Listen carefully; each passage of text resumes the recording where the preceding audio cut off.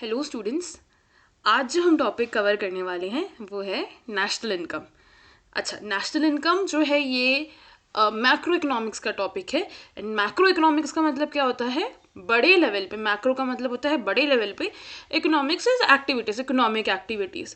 तो बड़े लेवल पे हम जितनी भी इकोनॉमिक एक्टिविटीज़ हैं उसको हम मैक्रो इकोनॉमिक्स में लेते हैं।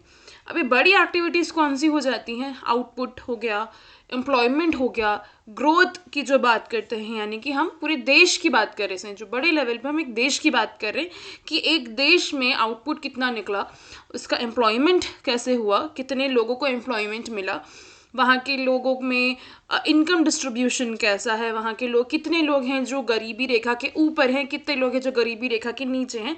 तो ये सब चीज़ें मैक्रो इकोनॉमिक्स में आती हैं। इसमें सबसे पहले जो टॉपिक आता है वो है नेशनल इनकम। अच्छा, अब नेशनल इनकम अगर हम बोलें कि क्या होता है, तो national income is what? Any countries economic development is directly related with its level of national income. किसी भी देश को अगर हम देखें तो उस देश का इकोनॉमिक डेवलपमेंट जो है वो एक चीज़ से डायरेक्टली लिंक है, वो है नेशनल इनकम। तो नेशनल इनकम होता क्या है? National income measures the sum total of value of all the goods and services produced by all the people during a financial year, including net factor income from abroad. अच्छा, तो अब इधर national income की बात ये करते हैं कि क्या होता है नेशनल इनकम? पूरे आउटपुट हो गया, जितने भी गुड्स एंड सर्विसेज है साल के एंड में जो आती है, फाइनेंशियल ईयर अगर हम बोले, एक फाइनेंशियल ईयर में जितने भी गुड्स एंड सर्विसेज प्रोड्यूस किए, कितने एम्प्लॉयमेंट हुए, कितना आउटपुट निकला, ये सब को हम नेशनल इनकम में लेते हैं। यानी कि सारी चीज़ों को, जितनी भी इनकम जनरेट हुई सारे सेक्टर्स में से एक फाइनेंशियल ईयर में, उसको हम नेशनल इनकम कहते हैं। इनमें एक और चीज़ जो इन्होंने ऐड करी है वो है including net factor income from abroad. So net factor income from abroad का मतलब होता है जितने भी हमने एक्सपोर्ट्स पे जो हम लोगों ने पैसा हमको मिला है, क्योंकि आजकल हमारा देश ग्लोबलाइजेशन का पार्ट है। हम जितने भी प्रोडक्ट्स हमारे बनाते हैं वो हम अंतर्राष्ट्रीय मार्केट में हम उसको बेचते हैं, जिसकी वजह से हमको इनकम मिलती है। तो वो जो इनकम है उसको भी हम नेशनल इनकम में जोड़ते हैं। एक उसका रीज़न ये है क्योंकि वो हमारे देश से बना हुआ रहता है, हमारे देश के सारे गुड्स उसमें लगते हैं, हमारे देश के लोग उसमें एम्प्लॉयड होते हैं, हमारे देश की सर्विसेज उसमें इंक्लूड होती हैं जब वो हम एक्सपोर्ट कर रहे हैं। तो जब ये एक्सपोर्ट होता है उस पर जो हम लोग को प्रॉफिट मिलेगा वो हमारे देश के नेशनल इनकम में जोड़ा जाता है। तो ये सारी चीज़ों को हम नेशनल इनकम कहते हैं। अच्छा, अब इस नेशनल इनकम की एक सिग्निफिकेंस क्या है, यानी कि इसकी खासियत क्या है? To measure and analyse economic growth and development of an economy. So ऐसा नहीं होता कि सिर्फ इंडिया की नेशनल इनकम है, हर एक देश की अपनी अपनी नेशनल इनकम होती है। एंड इसकी ज़रूरत क्यों होती है कि हमारा नेशनल इनकम बहुत अच्छा हो? सबसे पहले इकोनॉमिक ग्रोथ एंड डेवलपमेंट के लिए, हर एक इकोनॉमी के लिए अच्छा है, तो उसी के ग्रोथ एंड डेवलपमेंट के लिए हमको नेशनल इनकम को अच्छा करना पड़ेगा। To check whether country is progressing और डिजायर्ड पाथ ऑफ डेवलपमेंट और नॉट।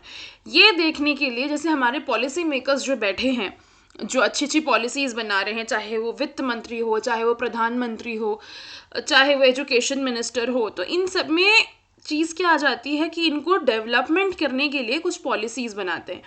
अच्छा, अब वो कैसे देखें कि वो जो पॉलिसीज़ बनाई हैं वो सही है कि नहीं है? वो उनको नेशनल इनकम के थ्रू ही पता चलता है कि अगर नेशनल इनकम में अच्छी आउटपुट आई है, अच्छे सर्विसेज आए हैं, रिजल्ट हमको जितना चाहिए उतना मिला है, तो ये सारे जो मिनिस्टर्स हैं और बेहतर पॉलिसीज़ बनाते हैं।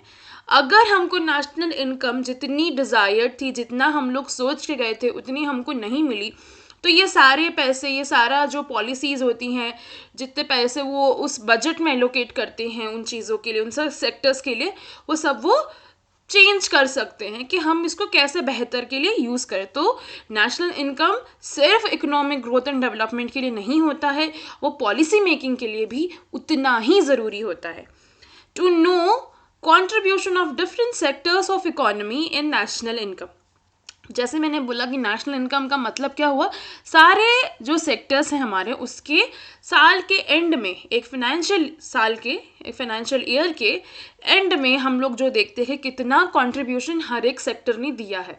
तो ये जो चीज़ है ये भी एक बहुत ज़रूरी चीज़ हो गई कि सारे सेक्टर्स इसमें इक्वली अच्छा कंट्रीब्यूट करें। हम आज क्या देखते हैं कि सिर्फ एक सर्विस सेक्टर ही है जो कंट्रीब्यूट अच्छा कर रहा है। हमारे जो एग्रीकल्चरल सेक्टर है और जो इंडस्ट्रियल सेक्टर है वो इतने अच्छे नहीं कंट्रीब्यूट कर पाते हैं। तो अगर वो हम चाहें कि हमको कैसे पता चला कि वो अच्छा नहीं कर पा रहे, क्योंकि नेशनल इनकम के थ्रू ही हमको ये चीज़ पता चली है। तो ये जितने भी सेक्टर्स हैं इसका भी हमको अच्छा आउटपुट मिले, इसीलिए भी हमको नेशनल इनकम की ज़रूरत होती है। For intertemporal comparison and to decide future path of development, यानी कि हमको सिर्फ ये नहीं देखना कि किसने कितना कंट्रीब्यूट किया, कितना आउटपुट निकला, हम इससे और बेहतर कैसे कर सकते हैं। क्योंकि आज जो हम देख रहे हैं वो क्या है, एक जो राष्ट्र है वो अंतर्राष्ट्रीय दल पे पार्टिसिपेट कर रहा है, अपने अपने प्रोडक्ट्स बेच रहे हैं, हम आज आत्मनिर्भर होने की बात कर रहे हैं। तो ये सब तभी होगा जब हर एक सेक्टर में से आउटपुट हमको ज़्यादा मिलेगा, एम्प्लॉयमेंट जनरेशन ज़्यादा होगा और इनकम जो है एक एक की पहले से ज़्यादा बेहतर होगी। तो ये सब चीज़ों के लिए भी नेशनल इनकम का, देश का स्ट्रॉन्ग होना बहुत ज़रूरी है। अच्छा, इंडिया का नेशनल इनकम कब कैलकुलेट करते हैं? National income is compounded for financial year which starts from 1st April of any year and ends on 31st March of next year. So national income हम कब कैलकुलेट करते हैं? साल का, मतलब 1st April इस साल का से लेके 31st March of next year, जिसको हम financial year मानते हैं। National income of India is computed for the financial year which starts from 1st April of any year and ends on 31st March of next year. National income of India is estimated by Central Statistical Organization. Central Statistical Organization जिसको बोलते हैं CSO, वो national income को calculate करता है हर साल, हर एक financial साल में। अच्छा, अब इसमें प्रॉब्लम्स क्या आती हैं? Problems in calculating NI। First is black money. अगर हम, जैसे मैंने बोला कि हर सेक्टर्स के हम आउटपुट को देखते हैं या इनकम जनरेशन को देखते हैं, तो ब्लैक मनी एक ऐसी चीज़ है जो इकोनॉमिक्स में इस चीज़ को हम नहीं मानते हैं ये चीज़ होती है, बट एक्चुअल में ये चीज़ होती है। तो स्मगलिंग की एक्टिविटीज़ हो गई, इलीगल एक्टिविटीज़ जो भी हो गई, ये सब क्योंकि इसके ऊपर टैक्स नहीं लग रहा है तो ये GDP के कैलकुलेशन में नहीं बैठता है, जो एक सबसे बड़ी दिक्कत हो जाती है कैलकुलेट करने में national income. Second, growing service sectors. अच्छा, अब सर्विस सेक्टर्स में भी क्या हो गया है कि हम लोगों को इतनी ज़्यादा सर्विस सेक्टर्स आ गई हैं कि सही से कैलकुलेट करना कि कौन से को हम आउटपुट में ले सर्विस सेक्टर के, वो एक बहुत बड़ी दिक्कत हो जाती है। एंड इससे एक और प्रॉब्लम क्या हो रही है, कोई एक एक्यूरेट तरीका नहीं हो रहा है कि इसको हम रिपोर्ट करें या नहीं करें कि हम इस सर्विस सेक्टर के हैं या नहीं। तो ये सब प्रॉब्लम्स की वजह से भी हम सर्विस सेक्टर का जो एक्चुअल आउटपुट है वो हम देख नहीं पा रहे हैं। इसके अलावा एक और चीज़ की प्रॉब्लम क्या आती है, वो है डबल काउंटिंग। डबल काउंटिंग का मतलब हो गया, जैसे कि मैंने एग्रीकल्चर में पहले गेहूं को उगाया और उसी गेहूं का आटा बनाया, वही आटा जो है मैंने बिस्किट्स बनाने के लिए भेज दिया। अब वही बिस्किट्स बन के वापस से हमारे रिटेल शॉप्स में आ गए। तो एक बार जो गेहूं कटाई हुई और उसको जो है हम लोगों ने क्लीन किया एग्रीकल्चरल सेक्टर में, उसका आटा बना, उसको रिफाइन किया गया इंडस्ट्रियल सेक्टर में, उसके बिस्किट्स बन के जो हम लोगों ने बेचे वो आया सर्विस सेक्टर्स में। तो हर एक जगह पे जो है गेहूं को हम अलग अलग तरीके से यूज़ कर रहे हैं। तो हमको ये देखना है कि वही प्राइस को हम वापस कैलकुलेट ना करें। एक बार जो हम लोगों ने कैलकुलेट कर लिया किसी एक स्टेज पे, वो वहीं पे ही रोक दे। क्योंकि कभी कभी ऐसा हो जाता है कि हम उसकी डबल काउंटिंग कर रहे थे, जैसे गेहूं को मैंने आटे में भी ले लिया, उसको बिस्किट के बेचने में भी ले लिया। तो इधर क्या हो जाता है, एक ही चीज़ की हम लोगों ने कैलकुलेशन 2 बार कर ली, तो इसकी वजह से इसको हम डबल काउंटिंग करते हैं, जिसकी वजह से हमको बहुत बड़ा प्रॉब्लम नेशनल इनकम को कैलकुलेट करने में आ जाता है, क्योंकि उसकी वैल्यू 2 या 3 बार हम लोगों ने गिन ली होती है।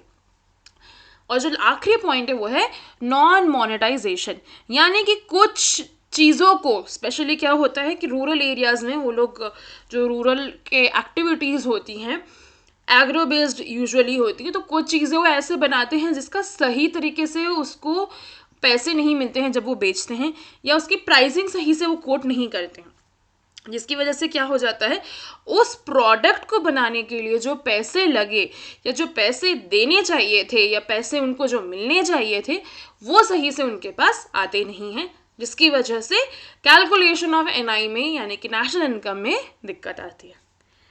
Thank you.